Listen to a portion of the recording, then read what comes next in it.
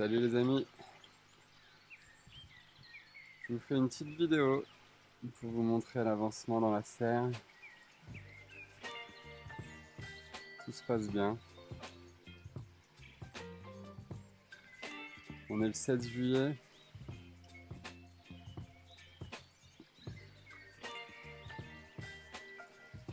Alors je vous avais promis un comparatif Senponic versus Senponix 2.0. Et donc là, vous avez un petit peu la preuve par les faits. Donc rappelez-vous, ce bac là est en Senponic classique, celui-ci en Senponix 2.0 et celui-ci en Senponix classique. Donc ils sont sur le même circuit, tout est sur le même circuit avec la même eau. Et là vous pouvez constater quand même une différence vraiment flagrante sur les tournesols. Alors les tournesols ont été semés le même jour, c'est les mêmes graines, avec autant d'amour de chaque côté. Et pourtant, regardez-moi la différence. Donc là, ils font quoi? Ils font 2 mètres. 2 mètres, il y en a un qui doit faire 3 mètres. Et là, ici, ils arrivent au-dessus des demi-lunes ici, qui sont déjà à 4 mètres. J'espère qu'ils ne vont pas grimper encore, puisque sinon ils vont traverser la serre. Et regardez les pieds. Alors j'ai pas de truc en référence. Un pouce, une main.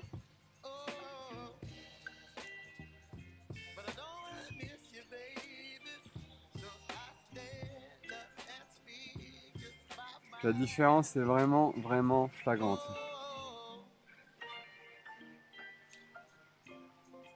Dans le bac numéro 3, j'ai pas de tournesol. Ah si, j'en ai un. 2. Hein. Donc là, ils sont là.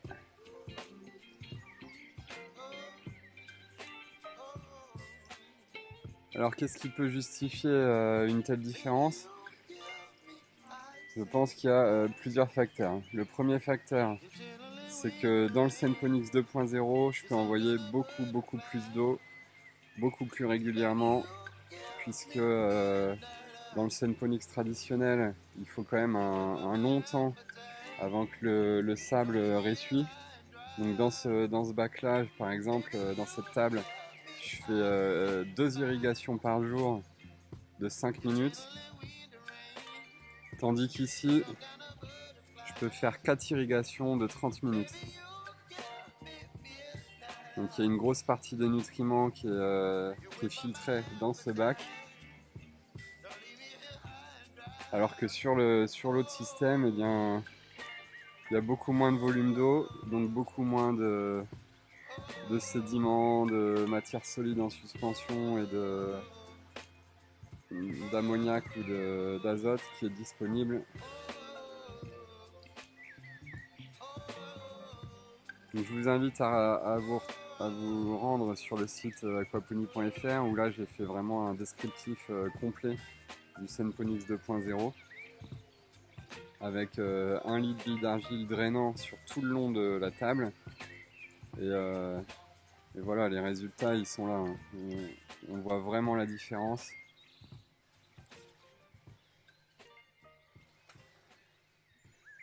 D'ailleurs, Gary Donaldson, paix à ton âme. Vous l'avez peut-être vu, Gary Donaldson est décédé.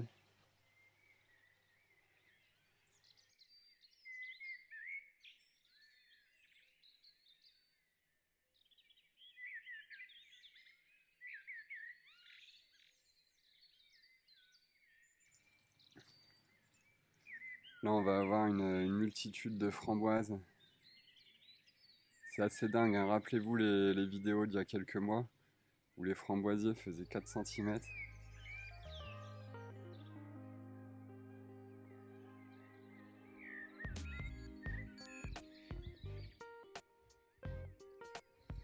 Et là, on est sur des molosses. Hein.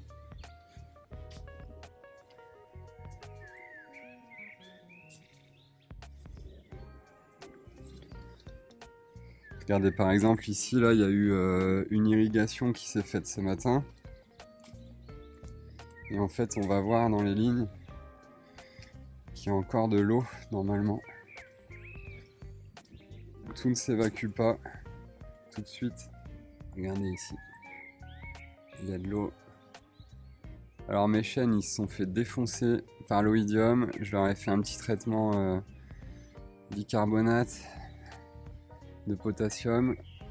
J'avais que celui-ci sous la main et ils n'ont pas trop apprécié.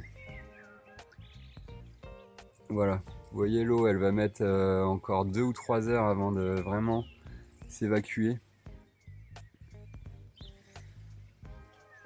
Alors l'erreur ici c'est que mon sol est pas vraiment de niveau. Normalement il doit y avoir une grosse partie qui part en gravitaire vers le bout de la table Senponix. Sauf que dans mon cas je suis pas vraiment à plat et en plus de ça lorsque j'ai mis le sable j'étais trop pressé, j'ai directement planté. Donc pour rectifier les niveaux c'est pas vraiment facile. Je vous ferai une prochaine vidéo pour vous parler un peu de mon itinéraire technique sur la partie pépinière champêtre. Donc je vous parle souvent de champêtre et vous me dites souvent aussi ouais mais c'est quoi champêtre? Pourquoi champêtre? Bah, les arbres champêtres quand je les classe comme ça, c'est tout ce qui va se retrouver dans la forêt naturellement. Donc par exemple là des saules, j'ai différents saules là. Des tilleuls, on peut voir ici. Des cornouillers.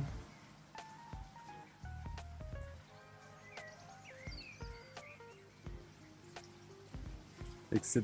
Donc c'est tout ce qu'on va trouver dans la forêt naturellement. Et donc c'est des arbres que je produis à destination principalement des agriculteurs qui voudraient reboiser leurs parcelles.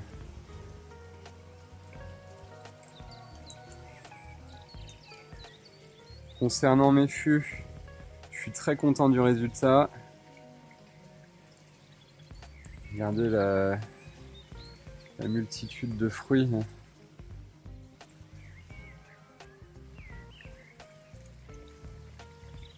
Encore une fois, je vous invite à regarder les vidéos que j'ai pu faire il y a quelques mois quand j'ai mis en culture ces plants.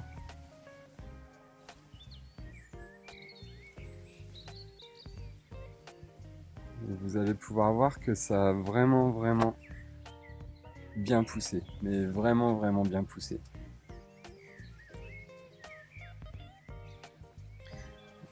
Ouais, c'était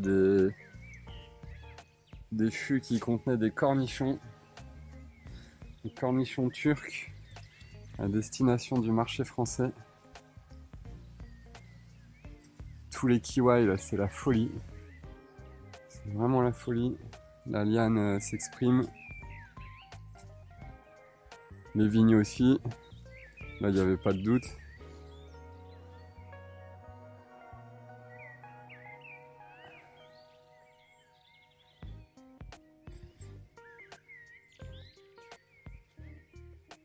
Regardez-moi ces pieds de framboisier.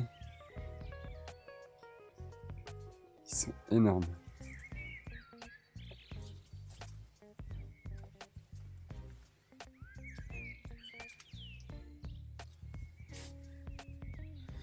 Il me reste ici à palisser.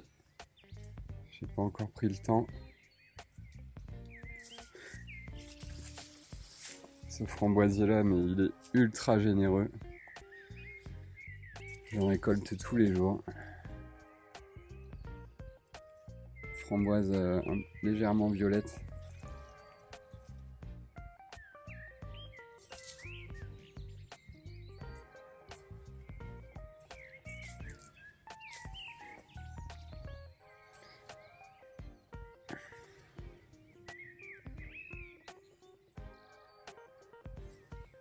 Donc voilà pour le tour de la serre.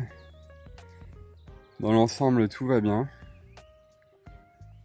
Il manque toujours du temps, je me suis toujours mis la barre haute. En termes de repiquage, c'est vraiment intense. Alors heureusement j'ai de l'aide. Et puis depuis peu, grâce à un ami, j'ai une association de réinsertion sociale, réinsertion par le travail,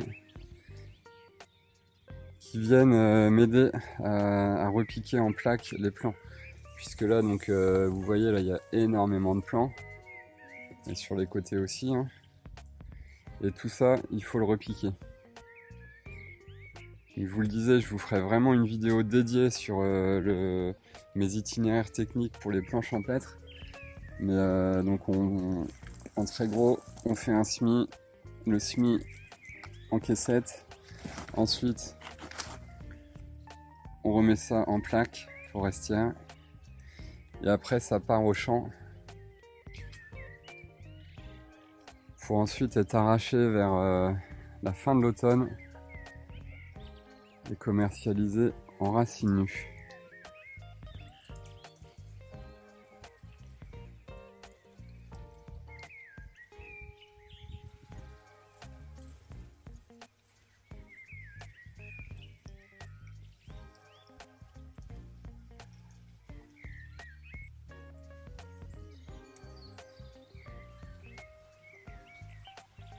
Tout ça, c'est la deuxième fournée.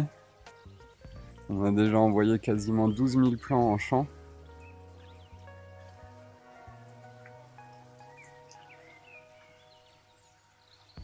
Et tout ça, ça va repartir dans le champ d'ici une dizaine de jours.